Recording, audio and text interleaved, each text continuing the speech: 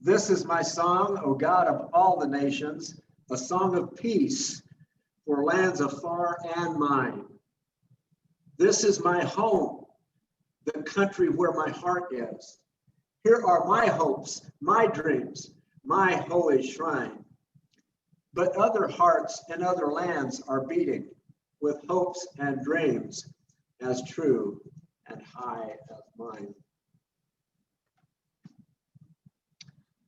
You know, if you stop and think back to all of the beauty pageants that have been televised over the years, there's different aspects of that contest that each of the contestants has to participate and try to do well in order to be crowned Miss America or Miss Universe or Miss Illinois. One of those questions invariably is about your hopes and your aspirations. What would you like to accomplish? What would you like to see? And so many times the contestants would respond, peace on earth or peace throughout the world. And that's high and noble. And we think of the songs that we just heard today, some of the verses that were read. We think of other songs like Elvis Presley. If I can dream of a better land where all of my brothers walk hand in hand, tell me why. Why can't my dream come true right now? And then we have Martin Luther King Jr. We celebrate his birthday today because of all that he did to help not only people of the African American, the Black race, to receive the same kind of human rights that everybody should have. A man who dedicated his life and risked his life and indeed gave his life for the cause of civil rights for all people. His biggest dream, you remember his speech? I have a dream. And in his dream, he dreamed, by the way, when he got to that part of his speech, people found out later from looking at his notes that he had come to the end of his notes and that he just started speaking straight from the heart. I have a dream that someday the sons and daughters of slave owners will sit down at the table with sons and daughters of slaves, and they will break bread and eat together as brothers and sisters. And I know I'm not quoting exactly, I'm paraphrasing from memory, but you recall the other part of it? I have a dream that someday in this great land of ours, a man will not be judged by the color of his skin, but by the content of his character. With what happened last week in our nation's capital, some might ask the question, is the dream dead? Is there any hope for peace? Make no mistake about it. The United States is now at war, and perhaps the most severe and serious war of our history, because our own people, some of our own people, some of our own citizens have declared war on the United States by attacking our nation's capital, by going into the halls of Congress with zip ties to try to handcuff members of Congress, anybody that they could find, to perhaps kidnap them and harm them or kill them. Well, I'm here to say today that the dream is not dead. It's going to take more than a handful of radicals to kill the dream of our democracy, to kill the dream that Martin and so many other people have had for a land where all of our brothers and sisters can walk hand in hand, where we can sit down with each other, look each other in the eye, and in spite of our differences, realize that we are all in this together. But it's not going to be easy. Make no mistake about that either. You know, God has a way of letting things happen just by kind of coincidence or God-wink moments.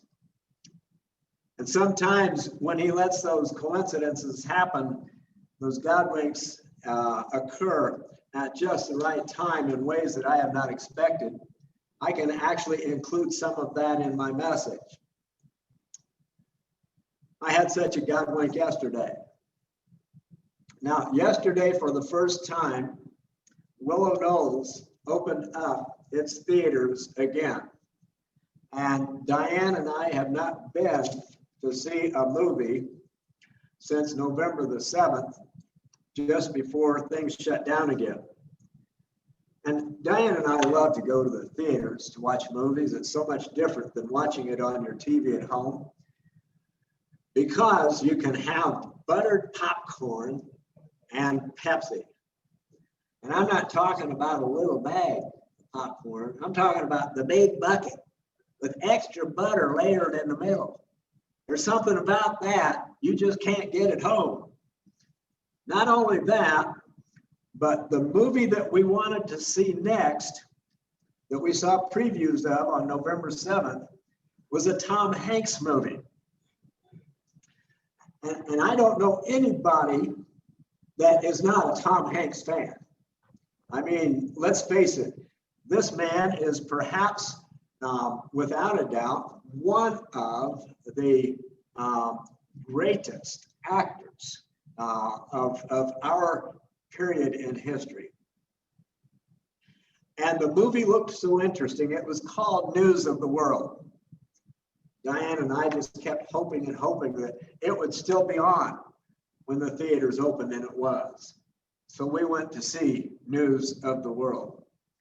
Now, I'm not going to reveal too much of the movie because I want you to go and see it if you can. It is really a great movie.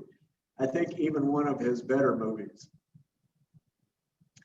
But I will tell you this much of it. What Tom Hanks' character did in the movie, Captain Jeffrey Kidd, a captain in the Confederate Army, after the war was over, went from town to town, small towns and big towns, reading newspapers to citizens of those towns. Now, if you stop and think about it, people back in those days, a lot of them couldn't read, and a lot of them were so busy working from dusk to dawn just to eke out a living that they didn't have time or access to newspapers. They didn't have TV or internet for entertainment. And so when somebody like Captain Jeffrey Kidd came to town to read newspaper articles to them from newspapers around the country, it was quite a treat for 10 cents. Captain Kidd had a cup, a tin cup, that come and drop their dime in for them to read the newspaper stories. Now, in one of the bigger towns, I think it may have been Dallas, I'm not sure, when he was reading these newspaper articles, there were about 3 Yankee soldiers dressed in blue standing in the back. And you have to put this in context. This is after the war, and General Ulysses S. Grant still maintained, and by order of the president, still maintained a military presence throughout the South to maintain order, because there were not a lot of good feelings in the South over having lost the war and lost the issue of slavery. At one of these meetings, Tom Hanks started reading an article, and I don't remember the details of it. Oh, yes, I do. Ulysses S. Grant had said that all of the states of the South, including Texas, were going to have to ratify and accept amendments 13, 14, and 15, or something like that. And these were obviously amendments about the issues of slavery. And when Tom Hanks read this, it sparked a nerve of anger among the town folks sitting there. And some of them got up and started really raising a ruckus. Of course, the soldiers in the back, they got kind of nervous and grabbed hold of their rifles. And as all of this anger and tension was mounting, Tom Hanks very calmly spoke and said, "I know we're all hurting. I know we're all hurting." And when he spoke those words calmly and quietly, the people that were upset and angry returned to their seats to listen. I think what our world needs right now, what our country needs right now, in the midst of all of this anger and unrest, is for a calm voice to quietly speak to our hearts. People of every ideology, whether you agree with their ideology or not, to speak to our hearts and say, "I know that we're all hurting." And I think if we have that occur in our country and in our leadership, it could go a long way to moving us closer to peace and away from the hatred and meanness that we've been experiencing, that came to a head in last week's murderous, devastating attack on our nation's elected senators and congressmen and congresswomen and their staff members, and the five innocent people that died in that attack. Don't get me wrong,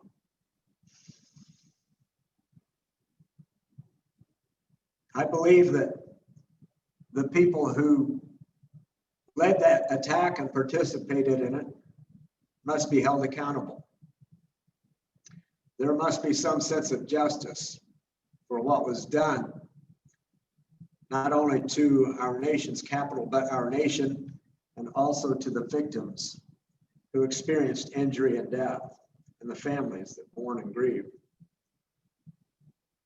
But while they search all of the videos and take leads from thousands and thousands of people to identify and arrest the guilty participants, and while they make plans to prosecute and to incarcerate the people responsible for that, at the same time that justice is being done, we cannot turn a blind eye to the hatred and to the discontent. You know, I looked at just last year in 2019, the Homeland Security division of our government had identified 940 hate groups, 940 different hate groups in our country. You might ask how we got to that point. It didn't happen overnight. Didn't happen overnight. In fact, I read that the first Ku Klux Klan chapter began in 1865. From that little seed of hatred, it has grown quite large. But those 940 hate groups still make up an extremely small minority of our country. Martin Luther King had come to a place in his life by studying with Gandhi in India and studying other well-known leaders of peace and love, that he came to a place of embracing his enemies. He was not a perfect man or a saint, but he was a man who loved people of all colors and all faiths, writing about his role and his responsibility from the Birmingham jail after being falsely arrested. After almost giving up when the death threats came to his family. In today's Peoria Journal-Star, on the editorial page, they have, I think, one of Dr. Martin Luther King's most profound statements. Darkness cannot drive out darkness, only light can do that. Hate cannot drive out hate, only love can do that. When Margaret read our scripture selection today, you may have noticed that the Samaritan woman said to Jesus, "How can you ask of me a drink? For Samaritans and Jews have nothing to do with each other." There was a hatred and animosity between Jews and Samaritans that is much like the animosity and the hatred that some people, some Black people and white people feel for each other, but mostly that white people feel for Black people in today's world. And yet Jesus spoke to her even though she was a Samaritan. And he didn't just speak to her, he offered to embrace her and give her living water, salvation. He offered to stand there as the light of the world and drive out the darkness that had driven a wedge between the Samaritans and the Jews. Dr. Martin Luther King stepped forward to offer that same beacon of light to drive out the darkness that had driven a wedge between Black people and white people for so many decades and decades and decades. Jesus knew that hate cannot drive out hate, just as Martin knew. Jesus and Martin both knew that only love can drive out hate. In the first epistle of John, John writes, "Dear friends, let us love one another, for love comes from God." And then he made these two statements. Everyone who loves is born of God and knows God. Think about that. It doesn't say we have to be perfect or that we have to go to church all the time. Everyone who loves is born of God and knows God. The second statement, anyone who does not love does not know God, because God is love. There were several symbols of the Christian faith on display during the riotous attack on our nation's capital. But if those people have allowed their hearts to be filled with faith, then the symbols are mere pictures. For John tells us that if your heart is not full of love, if it's full of hate instead, you don't even know God. I don't have all the answers. I don't think Joe Biden and Kamala Harris have all the answers either. And I can tell you this, I have a lot of really good friends that were very sincere Trump supporters. And even though I wasn't one of those supporters, I look at my friends and I know that these are good people that just believed a different political path than I did. I had some arguments with some of my friends, but we're still friends. We still love each other in spite of disagreeing.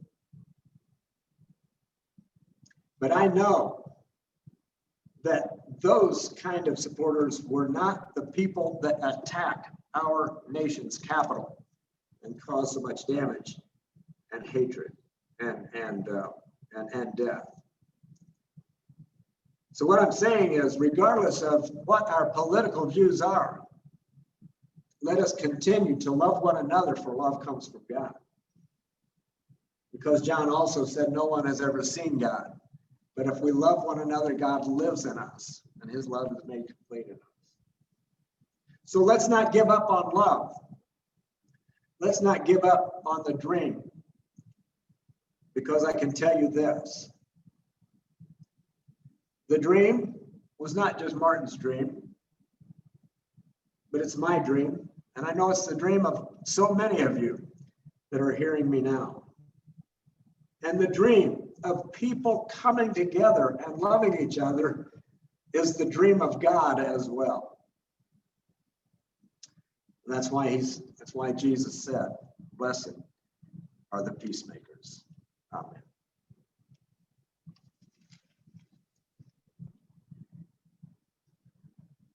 And now Gene will play our postlude for us.